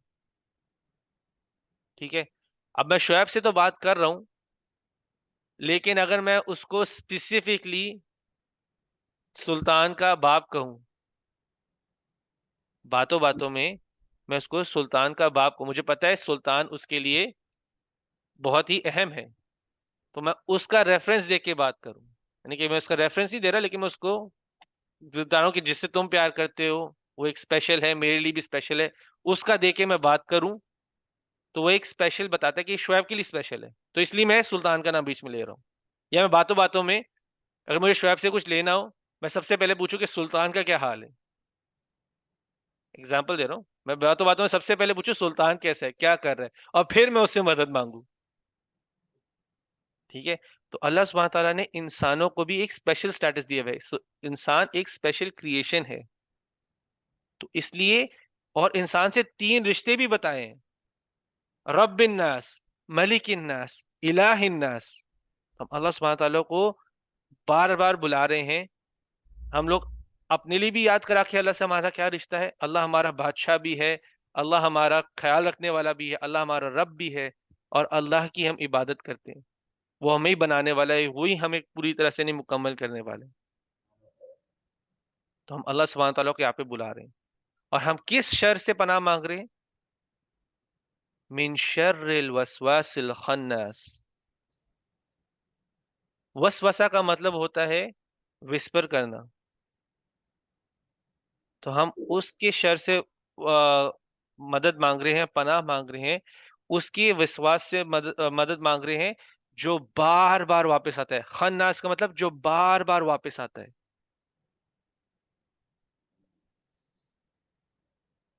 एक शैतान हुआ। हम अभी उसकी बात करेंगे। शैतान, शैतान की है, मेन तो शैतान है, लेकिन हम उसकी भी बात अभी करेंगे थोड़ी देर में। मिन शर्रिल वसवासिल खन्नास अल्लज़ी युवस्विसु फी सुदूरिन नास। ये वो है जो वसवसे डालता है दिलों के अंदर। फी सुदूर नास, इंसानों के दिलों के अंदर वसवसे डालता है। अल्लज़ी युवस्विसु फी सुदूर नास मिनल जिन्नति वन नास। और ये कौन है? ये जिनों में से है और इंसानों में से है। तो ये जो बार बार लौट कर आता है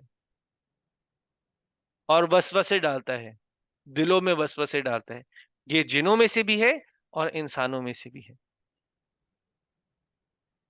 तो सबसे पहला तो ये जिसकी बात की जा रही है वो शैतान है आप। और शैतान का काम ही है, वो सबसे बड़ा सबसे बड़ा खतरा है इंसानों के लिए, जो कुरान में लिखा गया हो। शैतान से बड़ा दुश्मन कोई भी नहीं है। और ये शैतान ही है जिससे सबसे पहले वसवसा डाला था आदम अलैहिस्सलाम और हव्वा अलैहिस्सलाम के अंदर। आदम और हव्वा अलैहिस्सलाम के अंदर वसवसा डाला था। ये हर एक इंसान का दुश्मन है। इसने अल्लाह सुब्हानहू तआला के सामने कसम खाई हुई है, मैं, यानी कि जितने इंसानों को जहन्नम की तरफ लेके जाऊंगा मैं लेके जाऊंगा।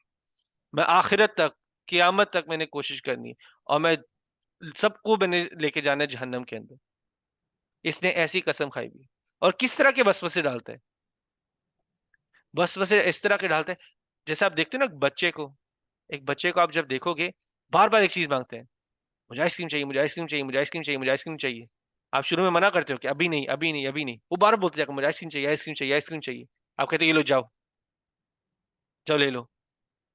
उसके वसवसे होते हैं कि रिपीटेड होते हैं, वो बोलते जाते हैं आपको करने के लिए, बोलते जाते हैं आपको करने के लिए, वो कंटिन्यूस है। खन्नास का मतलब ये है कि जैसे ही आप अल्लाह का कलाम पढ़ते हो, तो शैतान उसके सामने पावरलेस होता है, तो वो भाग जाता है। जब जब आप अल्लाह को याद करते हो, तो वो भाग गया होता है। जैसे ही आप रुकते हो, वो वापस आ जाता है। खन्नास का मतलब है ये बार बार वापस आ जाता है। आप जैसे ही जिक्र करना बंद करते हो, अल्लाह को याद करना बंद करते हो, शैतान वापस आ जाता है। ये आता है, दिलों में वसवसे डालता है। इसकी अपना एक लश्कर है जो जिनों में से है। कई इंसान भी है जो शैतान का काम करते हैं। मैं जाके बार बार किसी को गलत करने के लिए बोल रहा हूँ, जिसको गलत करने के लिए बोल रहा हूँ, मैं उसके दिल में एक बात डाल रहा हूँ गलत करने के लिए, वो भी शैतान का काम है। मैं हर रोज फोन करके बोलूं, मैं हर रोज फोन करके कुछ ना कुछ ऐसी चीज डिस्कस कर रहा हूँ। मैं फोन करके, जैसे मैं किसी को भी फोन करके लड़कियों के बारे में डिस्कस कर रहा हूँ, उसके दिल के अंदर भी जिना का ख्याल डाल रहा हूँ। मैं हर रोज किसी को फोन करके बोलूं, हम लोग इंटरेस्ट लेकर बिजनेस स्टार्ट करते हैं, इंटरेस्ट लेके बिजनेस स्टार्ट करते हैं, मैं उसके दिल के अंदर भी एक बात डाल रहा हूँ। और हर रोज वापस आता हूँ जब तक वो मेरे साथ बिजनेस कर ना ले। मुझे भी जरूरत है, उसको भी, मैं उसकी जरूरत बनाना चाहता हूँ, मैं उसके दिल में आइडिया डालना चाहता हूँ। तो मैं भी शैतान का काम कर रहा हूँ। तो मैं अल्लाह से पनाह मांग रहा हूँ इस इस खतरे की, इस शर से मैं पनाह मांग रहा हूँ, और ये जो शर है, इससे बड़ा कोई शर नहीं।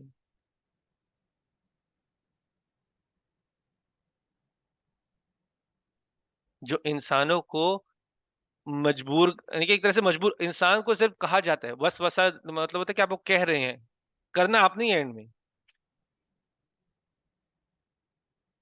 तो हम ये नहीं बोल सकते शैतान करवा, वो वसवसे तो डाल रहे हैं, लेकिन करने वाले हम ही हैं। तो हमने ही आगे उसकी कीमत अदा करनी है।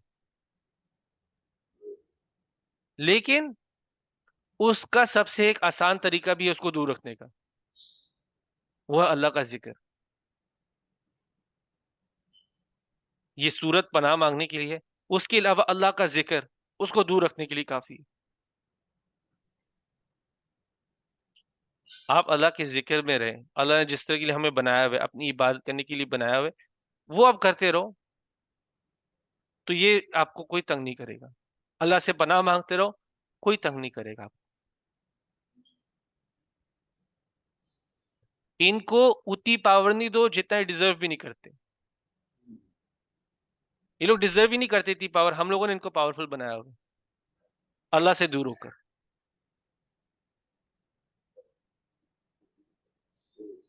जितना हम अपनी हिफाजत करेंगे अल्लाह को याद करके, हमें कोई इन इन किसी भी इन चीजों से कोई भी हमें प्रॉब्लम नहीं है।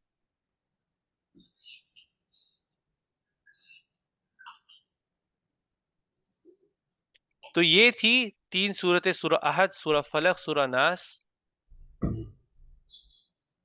यानी कि जिनको हम लोगों ने थोड़ा सा समराइज किया हुआ है।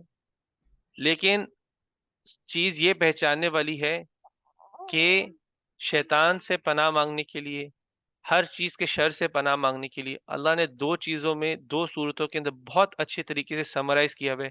थोड़े से अल्फाज हैं, लेकिन बहुत पावरफुल मीनिंग है इनके, बहुत पावरफुल मीनिंग है इनके। और आज का वैसे नॉर्मली जो हम इस वक्त थ्रेट के सामने हैं, वो बहुत ही ज्यादा है।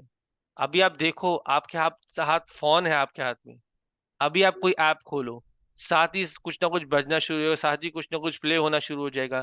एक चीज देखोगे, एक से दूसरी चीज पे जाओगे, कुछ ऐसी चीज पे चले जाओगे जो जिना दिखा रही होगी, जो कुछ दिखा रहा होगा। आजकल एक टाइम पे था कि वीडियो पर कोई आती थी बगैर, अगर इनके वीडियो की बात नहीं कर, वैसे कोई दुपट्टे के बगैर सामने आ जाती थी, तो इंसान पहले पढ़ता था ला हौला वला कुव्वता इल्ला बिल्लाह, कुछ भी अस्तगफिरुल्लाह पढ़ लेता था, अल्लाह को याद कर लेता था, अल्लाह से माफी मांग लेता था, अल्लाह से पनाह मांग लेता था। आज वही चीज हम लोगों को देखते हैं कि ऑलमोस्ट कपड़े नहीं पहने होते और हमारे मुंह से कुछ नहीं निकल रहा होता। आज हम ऐसी ऐसी चीजें देख रहे होते हैं, ऐसी ऐसी चीजें सुन रहे होते हैं, जिसको सुनने और देखने के बाद हमारे मुंह से इस्तगफार भी नहीं निकलता। आंखें दूर करना तो जरूर, अपने कान उस चीजों से बंद करना तो दूर, हमारे मुंह से अल्लाह से पनाह मांगना, अल्लाह से इस्तगफार तक नहीं निकलता हमारे मुंह से। हम ऐसी चीजों को, हम इन चीजों से इनसेंसिटिव हो गए हैं, हमारे लिए आप चीजें आम हो चुकी हुई हैं।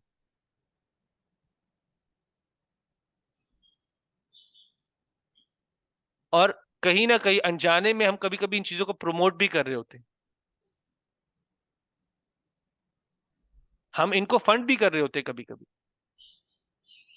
हम जितने वो गलत, जो भी गलत चीजें, जो शिरकिया चीजें हम यूट्यूब पे देखते हैं, वो उनके लिए कमाई का जरिया है। हम जितना किसी भी चीज के अंदर पैसे लगाते हैं, सिनेमा वगैरह जाते हैं, तो हम उन चीज को फंड भी कर रहे होते हैं। तो हमें देखना चाहिए ये सब शैतान के वसवसे, शैतान के अटैक्स में से ही है आपके ऊपर। और जो आप कर रहे हो, वो आप ही कर रहे हो,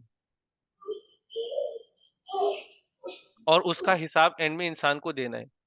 लेकिन अल्लाह सुब्हानहू तआला ने हमें कुरान हमारे ऊपर नाजिल किया हुआ है, हमें क्लियरली बता दिए हुए कि हम, हमारे लिए क्या खतरे हैं, कौन हमारा दुश्मन है, वो दुश्मन किस तरह का है, सब कुछ बता दिया हुआ है। लेकिन हम फिर भी उस चीज को इग्नोर करके, उस चीज को इग्नोर करके हम फिर भी उन गलत रास्तों पे चल जाते हैं। तो हमें आज के बाद तो कम से कम एटलीस्ट एक कोशिश तो शुरू करनी चाहिए। एक दिन में स्विच नहीं हो जाता है इंसान। कम से कम एक स्टेप तो उठाना ही चाहिए कि हम एक पॉजिटिव चेंज की तरफ जाएँ। हमने एक पूरा सिपारा एक तरह से कवर कर लिया, एक पूरा जुज़ कवर कर दिया भाई। तो हमारी कोशिश होनी चाहिए कि जो भी हमने पढ़ा है, इंशाअल्लाह वो हमारे अमल में आए। अल्लाह हमें कुरान की तिलावत समझ-बूझ के साथ पढ़ने की, तिलावत करने की तौफ़ीक अता फ़रमाए। अल्लाह सुब्हानहू व तआला हम सबको तौफ़ीक दे कि ये कुरान हमारे दिल की बहार बने। अल्लाहुम्मा तअज्जल कुरान तजअल कुरान रबीअ कुलूबिना व नूर सुदूरिना, हमारे दिलों की रोशनी बनाए, हमारे छातियों की रोशनी बनाए कुरान को। व जिला अहज़ानिना, कि हमारे सारे परेशानियों को जला दे, दूर कर दे। व जिला अहज़ानिना व ज़हाब हुमूमिना व गुमूमिना, कि हमारी सारी फ़िक्रों को, हमारे सारे गमों को दूर कर दे अल्लाह सुब्हानहू व तआला। जो हमारे बीच में वैसे ही बीमार हैं, अल्लाह सुब्हानहू व तआला उनको भी शिफ़ा दे और हम सबको हिदायत के रास्ते पे चलने वाला बनाए। तो हमने माशाल्लाह से हम लोग काफ़ी टाइम से वैसे कर रहे हैं और मैंने इस चीज़ को ना बहुत तेज़ी से करने की कोशिश किया और ना ही बहुत ही ज़्यादा स्लो गया हूँ। जिस चीज़ को मेरे अपनी तरफ लगता था कि जिस चीज़ को टाइम देना चाहिए उसको टाइम दिया है। जिस तरह मुझे लगता था कि हम लोग तेज़ी से थोड़ा जा भी सकते तो उधर गए हुए हैं। तो लेकिन मेन चीज़ ये है कि ये चीज़ अमल में आनी चाहिए। सिर्फ़ मेरे भी अमल में आनी चाहिए, आपके भी अमल में आनी चाहिए। और हमने कई चीज़ें जो हमारा पार्ट बनी हुई हैं, हमने उन दीवारों को, जो सही के बीच में दीवार बनी हुई है, उन दीवारों को तोड़ना है।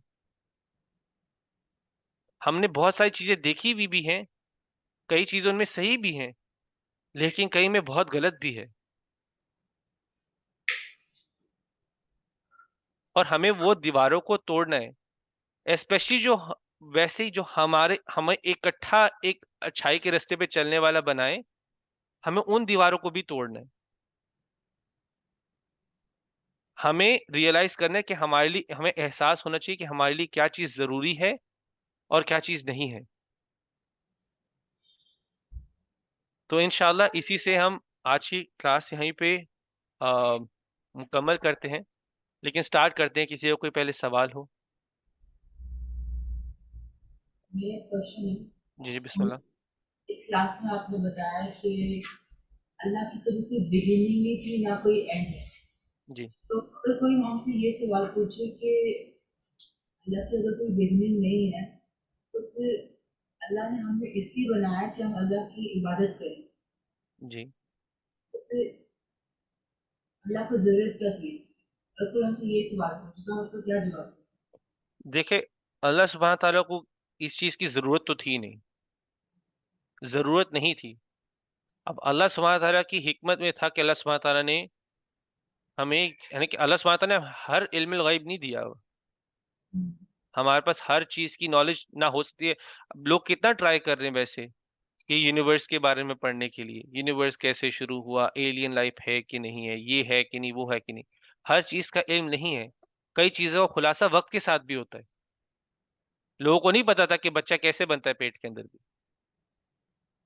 वक़्त के साथ हुआ। और कई चीज़ें हमें पता चलेंगी भी नहीं क़यामत तक। तो उन चीज़ों के बारे में सोचना जिसकी इल्म हमें दिया ही नहीं गया हुआ। हम असम्पशन्स तो 100 बना सकते हैं। मैं कोई भी आपको जवाब दे सकता हूँ इधर। क्या वो सही जवाब होगा? या वो एक एक्सप्लेनेशन होगी, जो वक़्त के साथ शायद बदल भी जाए। शायद वो वक़्त के साथ मेरी एक्सप्लेनेशन दी हुई भी खत्म हो जाए। मेन चीज़ वो नहीं है। मेन चीज़ ये है कि अल्लाह सुब्हानहू तआला ने हमें तो बनाया हुआ है, वो फैक्ट हो गया हुआ है, हम बने हुए हैं। अल्लाह सुब्हानहू तआला ने हमें बता दिया कि हमें करना भी क्या है। हम सवाल उठाने वाले नहीं कि हमें क्यों बनाया? वो पावर हमारे पास नहीं है। हम अल्लाह को सवाल करने वाले तो हम जो मखलूक है, वो खालिक को सवाल करने वाली नहीं है। जैसे कि अब मैं बोलूँ कि स्टीव जॉब्स ने कंप्यूटर क्यों बनाया? उसको सवाल, वो कंप्यूटर उठ के जवाब सवाल पूछे, इंसान नहीं। कंप्यूटर उठ के सवाल करे मुझे क्यों बनाया है? वो कोई पोजीशन, क्रिएशन एक पोजीशन में नहीं होती कि वो सवाल करे कि क्यों बनाया हुआ है। उसको जिस काम के लिए बनाया हुआ है उसको वो करना है। एग्जाम्पल है यहाँ पर। हमें कंप्यूटर को बताने की जरूरत नहीं होती कि हमने उसे क्यों बनाया। ठीक है, एक इंसान को भी इसी तरह से कई चीजों के जवाब आपके पास नहीं है, अगर कुरान में उसका जवाब है तो वो काफी है। ठीक है, तो अगर कोई वैसे ही पूछे कि अल्लाह सुब्हान तआला को जरूरत क्या थी, तो जरूरत थी ही नहीं। ठीक है, जरूरत अल्लाह सुब्हान तआला की, अल्लाह सुब्हान तआला की हमें यही आ रहा है कि अल्लाह सुब्हान तआला को किसी की जरूरत नहीं है, सिर्फ जो बनाई गई चीजें उसको अल्लाह सुब्हान तआला की जरूरत है। तो मुझे पता है एक प्रॉपर जवाब नहीं है, लेकिन ये मेरी अपनी इसकी नजरियात है इसकी तरफ। कुरान में कोई आयत है ना जो कहती है कि क्यों बनाया गया? जी, आपकी आवाज क्लियर नहीं आ रही। कुरान में एक आयत है जो बताती है कि अल्लाह ने क्यों बनाया। इबादत के लिए बनाया, और तो कुछ नहीं बताया हो। तो वही तो आयत है, जी, जवाब। नहीं वो तो नहीं, वो पूछे कि अल्लाह को क्या जरूरत थी। हमें हाँ, हमारा हमारा फंक्शन नहीं पूछा था, अल्लाह को क्या जरूरत थी, वो सवाल था ना। क्या फिर तो सवाल पूछ बन जाएगा ना कि अल्लाह को हमारी इबादत की जरूरत है, तो वो भी गलत है। अल्लाह को हमारी इबादत की जरूरत नहीं है, जरूरत में हम हैं, अल्लाह नहीं है।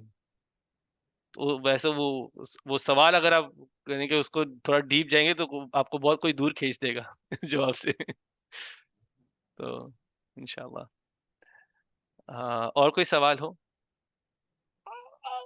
पहले शुरू करते हैं, एक मिनट देखते हैं ऑनलाइन कौन है। ये अ, सब कर जी जी, आप पूछे बिस्मिल्लाह। सूरत फलक में हमने सारा ये ब्लैक मैजिक के बारे में पढ़ा, लेकिन ये भी है ना कि काफी लोग ये कहते हैं कि ब्लैक मैजिक इतना स्ट्रांग है कि किसी को कत्ल भी कर सकता है, किसी को मार भी सकता है। तो हमने तो यही पढ़ा कि सब कुछ अल्लाह की मर्जी से होता है, कि अल्लाह की पावर ज्यादा स्ट्रांग है ब्लैक मैजिक किसी भी चीज से। तो फिर क्या ये सही होगा कि ये समझना सही है कि ब्लैक मैजिक या कोई सा भी मैजिक हो कि इंसान कत्ल कर सकता है, फिर उसकी पावर ज्यादा स्ट्रांग देखिए, है? वैसे ये असल में ना, ये जो चीजें हैं ना, स्पेशली ऐसे रिलेटेड होती हैं कि कत्ल भी कर सकता है, ये भी कर सकता है, वो कर सकता है। ये असल में थोड़ा सा ना, इनमें मिलावटी बातें भी बहुत हैं। इसको वैसे चीज को सही तरह समझने वाली चीज है। कुरान में जो सिहर के बारे में आया हुआ है कि सिहर से क्या होता है, उसमें आता है मेनली कि हस्बैंड वाइफ का रिश्ता तुड़वाने के लिए सिहर हो रहा है। ठीक है, वो उसके लिए मेन आया हुआ है। उसके अलावा कि क्या है उसकी मुझे नॉलेज नहीं है, उसकी मुझे उस तरह से नॉलेज नहीं है, तो मैं वो नहीं क्लेम करूंगा यहाँ पे कि वो सिहर किसी को मरवा सकता है या क्या करवा सकता है। वो, अगर आपको उसका जवाब चाहिए तो खैर मैं अपने टीचर से पूछ सकता हूँ, लेकिन मेन चीज तो ये है कि बहुत सारी चीजों में मिलावट भी बहुत है, यानी कि बनाई हुई स्टोरीज हैं। कितना कुरान क्लेम करे, कितना अहादीत में है, क्या वो सही अहादीत है कि नहीं, तो वो पहले आपको समझना होगा। और फिर इन चीजों को, जो पावर है वो फिर एसोसिएट करनी पड़ेगी। कभी कभी हम लोग इन चीजों को ज्यादा पावर दे देते हैं। अल्लाह सुब्हान ताला ने हमें इस मखलूक के ऊपर ही बनाया हुआ है, हम अशरफुल मखलूकात है, तो इस मखलूक के भी, जिन्नों के भी हम ऊपर हैं। तो उसको समझने के लिए आप पहले ये क्लियरली देखो, यानी कि आपको जब भी आप एविडेंस की बात करोगे तो आपने पहले एविडेंस को भी चेक करना है कि वो एविडेंस ऑथेंटिक है कि नहीं। और इन चीजों को एक्स्ट्रा पावर देने की कोई भी जरूरत नहीं है। आप शैतान को जब एक्स्ट्रा पावर देते हो तो वो आप पे हावी होता है, हावी हो सकता है, क्योंकि आपको वसवसे वो ज्यादा डालेगा। ये मेरे वसवसे तो सुन रहा है, ये इंसान मेरे वसवसे सुन रहा है, तो अब जनरली मैं भी आपके ऊपर वसवसे डालते जाऊंगा। शैतान को चलो थोड़ी देर साइड में भी करते हैं, मैं आपके ऊपर वसवसे डालते जाऊंगा। आप मेरी बात मानते जाएंगे तो मेरी तो आसान हो जाएगा, फिर मैं आपको जो मर्जी बोलूं आपने मानना है।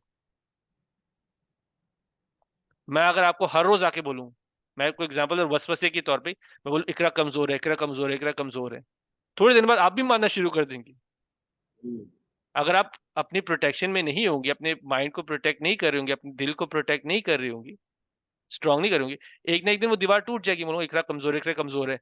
मैं फिर वक्फे के बाद आऊं, मैं 5 मिनट बाद आऊं, मैं घंटे बाद आऊं, इकरा कमजोर है, इकरा कमजोर है, इकरा कमजोर है। साइकोलॉजिकली आपको लगने लगेगा आप कमजोर ही है।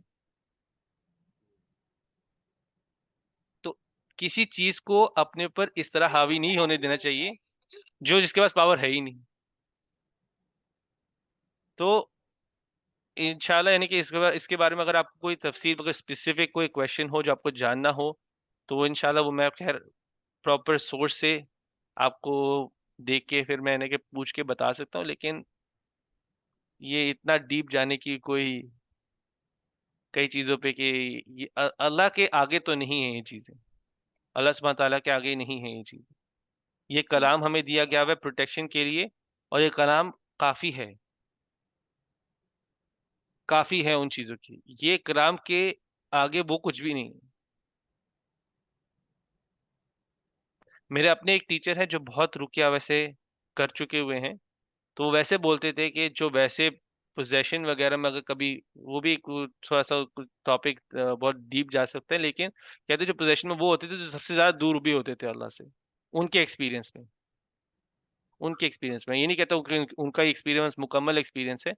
उनका कमेंट ये था कि वो जब रुकिया करते थे तो मेनली उनको वो मिलते थे जो पोजेशन में होते थे जो उतना ही दूर भी होते थे अल्लाह सुब्हान तआला से। तो आगे अल्लाह बेहतर जानता है। इन चीज़ों के बारे में मैं ज़्यादा कमेंट नहीं करूंगा, मेरी उसमें थोड़ी सी लिमिटेड ही है नॉलेज।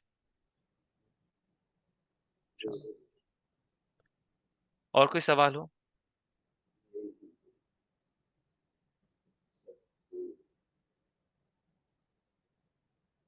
अच्छा, चलो ठीक है इंशाल्लाह।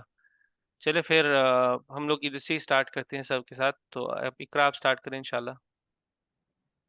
मेरा आज का ये रिफ्लेक्शन था कि हमें काफ़ी ऐसी चीज़ों से डर लगता है कि नज़र से या फिर ऐसे ब्लैक मैजिक से कि जादू टोना हो जाए, हम बहुत डरते हैं।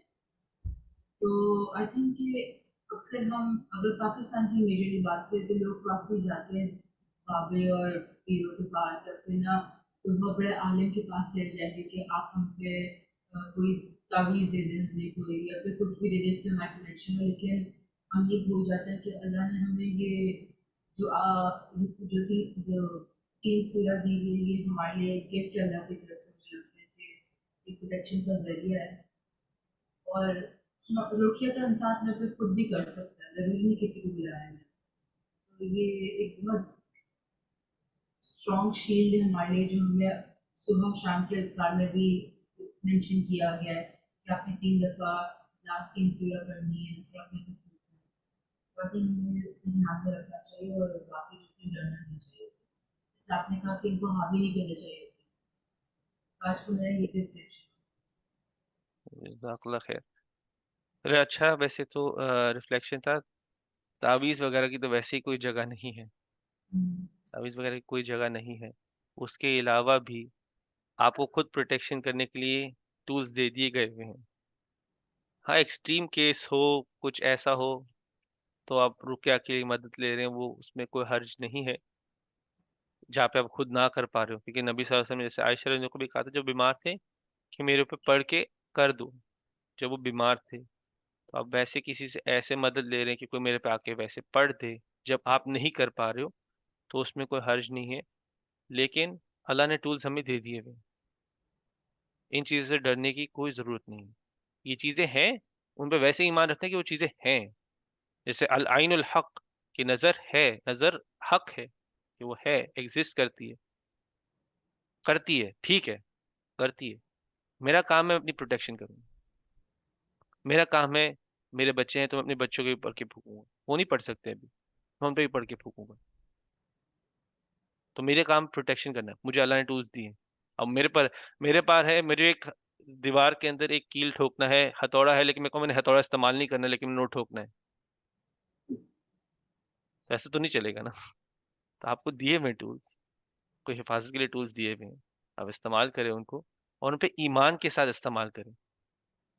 ईमान ज्यादा जरूरी है। मेरा बिलीफ है, मेरा ईमान है, ये सूरा काफी है, इसके आगे कुछ नहीं बढ़ेगा, ये सूरा काफी है। वो ईमान ज्यादा जरूरी है। मैं पढ़ रहा हूँ, ये काफी है, अभी कुछ नहीं होगा, अल्लाह सुब्हानहू तआला की पनाह में। और बार बार पढ़ूंगा, नमाजों के बाद भी पढ़ूंगा, जो जो भी खा गया हुआ है, जो नबी सल्लल्लाहु अलैहि वसल्लम के तरीके में से था। सोने से पहले पढ़ूंगा, उठ के पढ़ लूंगा, नमाजों के बाद पढ़ लूंगा, काफी है इतना। उसके अलावा वैसे अल्लाह के जिक्र में भी रहे। वैसे ही मैं वैसे ही चीज नोट की भी है, मैं वैसे एक इत्तेफाक से मैं ना एक, जैसे मैंने एक क्लिप देखा था, पता नहीं कोई पाकिस्तानी ड्रामा था, वो बहुत ज्यादा एम्फसाइज कर रहा था, कोई अल्लाह का जिक्र भी कर रहा है, उसको भी कोई आके मार के चले गया। तो ये सब चीजें गलत है, ऐसा नहीं होता। ठीक है। तो वो इन चीजों से मैं कह रहा हूँ कि कई चीजें मिलावट में भी हैं। आपको पहले उसको भी क्लियर करना है कि कौन सी चीज सच में हक पर है और कौन सी चीज बातिल है, कौन सी चीज गलत है। उनको क्लैरिफाई करके फिर आप उसके ऊपर बात करेंगे तो फिर कोई हर्ज नहीं है। लेकिन जो चीज नहीं सही है वो नहीं सही है, जो चीज सही है, जो अल्लाह सुब्हानहू तआला ने कह दी, भी नबी सल्लल्लाहु अलैहि वसल्लम ने कह दी है, उसके बाद तो कोई कहने वाली बात नहीं है। इंशाल्लाह।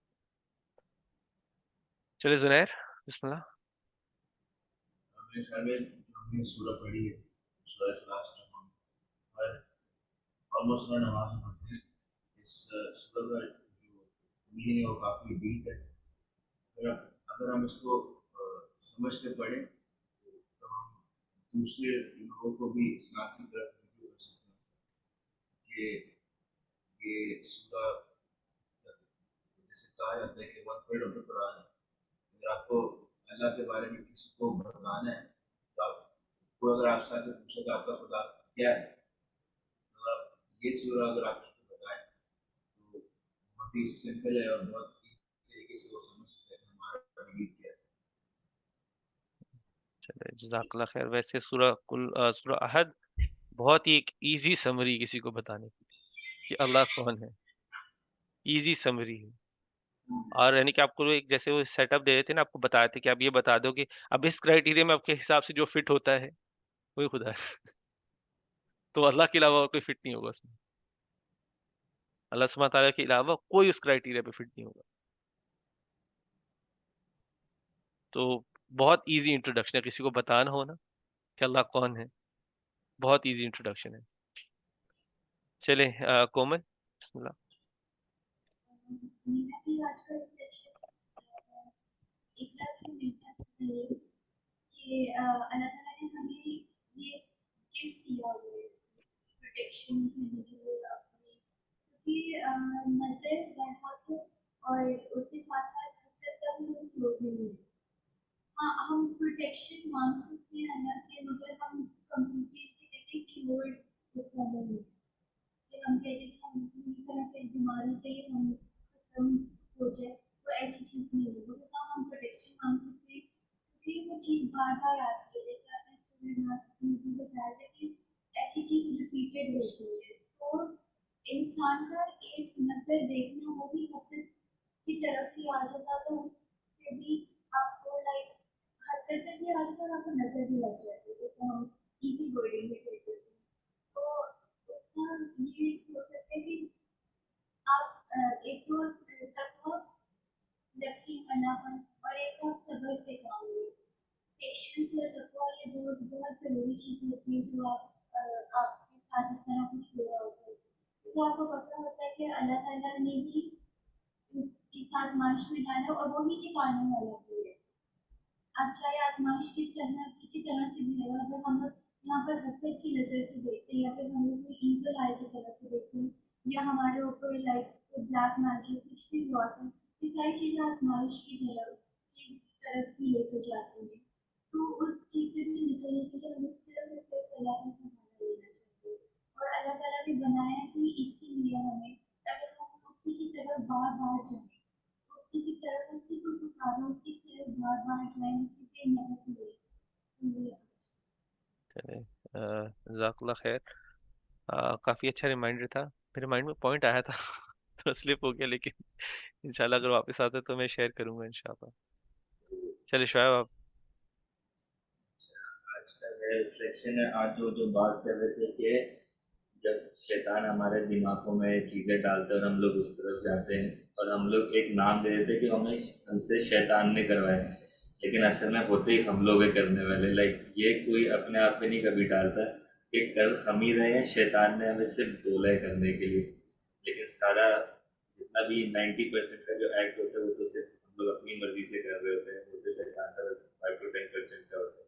एक ये चीज़ है। और दूसरी लाइक वो जो हम लोग ने आज सीखे, वाहिद और अहद, तो ये इसका डिफरेंस मालूम पड़ा है। लाइक अल्लाह सिर्फ एक ही और वाहिद कम हो सकता है, ज़्यादा हो सकता है। अल्हम्दुलिल्लाह, अल्हम्दुलिल्लाह। और वो सूरत तो हमने वैसे ही पढ़ा है कि वो एक ऐसी सूरत है कि नबी सल्लल्लाहु अलैहि वसल्लम के सामने कुछ सहाबा पढ़ते थे तो इतने मोहब्बत थी उनको सूरत से, तो नबी सल्लल्लाहु अलैहि वसल्लम ने कहा कि अल्लाह सुब्हानहू व तआला आपके लिए जन्नत लिख दी हुई है। यानी कि उस सूरा से मोहब्बत में इतनी पावरफुल भी है, अल्लाह के कलाम में वैसे ही इतनी पावरफुल है। तो इंशाल्लाह अगर पढ़ते हैं समझ से, कंटिन्यूअसली कंटिन्यू भी करेंगे पढ़ना तो कोई हर्ज नहीं है। तो आप पढ़ें, उसको समझ से पढ़ें इंशाल्लाह। चले उमैर। माशाल्लाह से अल्हम्दुलिल्लाह क्लास अटेंड करने का मौका मिला है। अल्हम्दुलिल्लाह। एक चीज़ है कि मेरी रिफ्लेक्शन आज की ये थी कि हम लोग काफ़ी सूरा ये हर रोज़ पढ़ते रहते हैं। जैसे कि हर नमाज में माशाल्लाह से सूरत इखलास है, सूरत नास पढ़ते रहते हैं। मगर इसका जो मीनिंग है, इसकी जो ट्रांसलेशन मैंने रफली पढ़ी थी, मगर मुझे आज इसका मीनिंग पता चला है कि सूरत नास कितनी मतलब कि एक पावरफुल, एक छोटी सूरत है मगर कितनी पावरफुल सूरत है।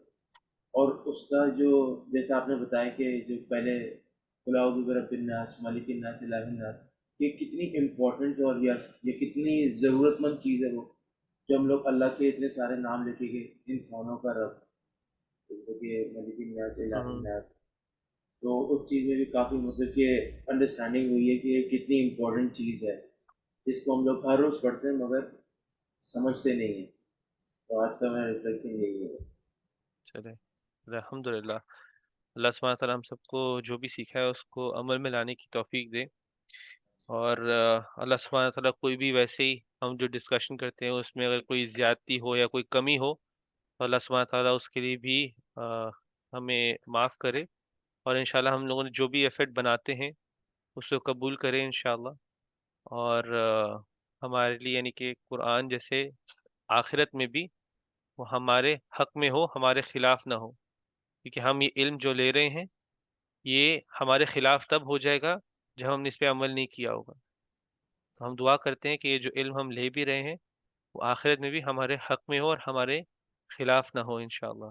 और वो तभी होगा जब हम इसको अमल में लेकर आएंगे। तो इंशाल्लाह इसी से ये जुज़ मुकम्मल होता है। तो जुज़ अम्मा पूरा हो गया हुआ है।